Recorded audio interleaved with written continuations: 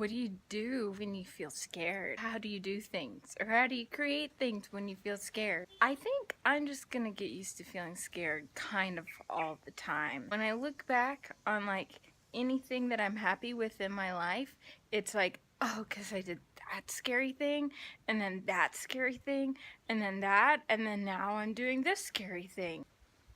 Yeah. Tomorrow night here, I'm putting up this one-woman show that back in the day is now, and now I'm doing it here, and I've just been like walking around the past few days, and as I'm working on my lines, I'm like, yeah.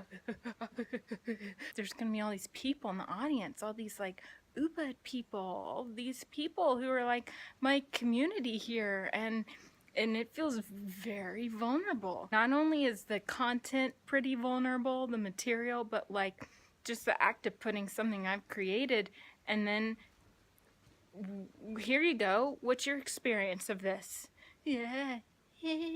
As tomorrow approaches and as I'm about to put on the show, I've just felt this like, whoa, it's happening, it's gonna happen, and there's a lot of unknown I'm stepping into. It's just got me thinking about how the unknown is where all the magic is and all the scary things. Like, if there's a little fear, it's good, because there's something caring. Mel Robbins, I love Mel Robbins. She talks about the 5-second rule, where like basically between you and everything you want to do in your life is 5 seconds. If we wait to second 6, like already our like lizard brain or whoever's in there is like, no, don't do this, could be tigers, reroute. We just go, if it's like 1 2 3 4 5, do it. Did I get the seconds wrong? Maybe you should watch her video. You know, it's definitely like 6 7 is like the limit. The point is that like is like go, do it. The longer we wait, then all the doubts and the questions and the things set in. But like, like everything is scary. Anything exciting is fun and probably expansive to who you are is probably a little scary. I want to dance. I want to learn how to dance. Oh, that's scary. I'm just gonna get in front of all these people and like move my body and feel awkward. Ooh, I really like this person. Oh wow, I want to talk to him. Scary. I want to write a thing, or I want to travel and go to a foreign place where I don't know anything or know anyone. It's just all the scary. I think part of the fear is this afraid to make mistakes, this idea we could get it wrong, something possibly could happen that then this, like, you know, this guy over here, like something could happen in the situation where I could die and then I'm dead, and then bam. I was reading the Gene Keys, this other cool thing that like decodes your genes and the way you're designed. You can like make magic happen. And he's talking about this thing that like enlightened people know. They know that like actually death is not scary because your consciousness just continues on. And your consciousness never dies. What is there really to be afraid of? You know, now that I've said that, I'm like, well, that's great. They're not scared, but I'm not quite enlightened yet. So some part of me, maybe not consciously, is still kind of scared of death. So that doesn't really solve anything. But you know what I think is the thing that I'm attempting to say here? It's okay to be scared, but what if we're not so afraid of the fear? What if fear itself is not such this alarm bell of that, oh my God, there may be a tiger trying to eat me. I should listen to this fear and just freeze or flight or what is it? Flight or fright? Fright or flight? Flight or fly? Fright or flight? Fight. Oh, I should flight or fright?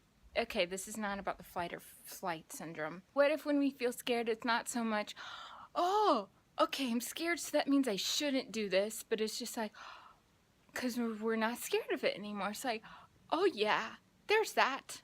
Yeah, I feel that. Yep, that's true.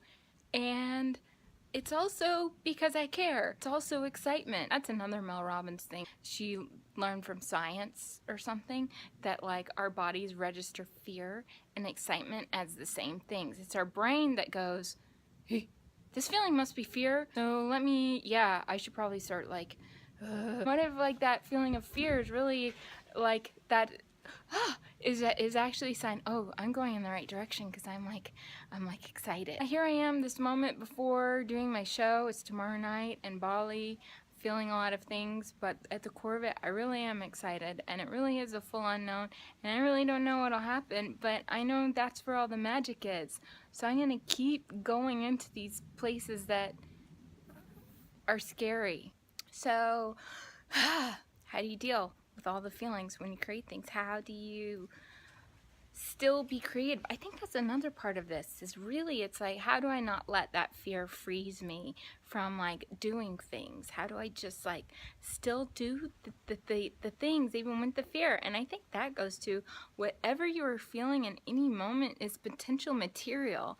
And it's like, we don't have to get to this happy-go-lucky, everything is perfect place, because once you get there, it's kind of like, what is there to say? It's just, I like this flower, the breeze is nice, I got nothing. But like when you feel all the this and the that and the, or you're triggered by someone, there's like a interesting story there, there's something super relatable, there's probably something that you can learn from the experience, and why don't we just see all of life as great material? So leave a comment about, you know, all the things, preferably these things in this video, but it could be another things, and hit subscribe. I'll let you know how it goes.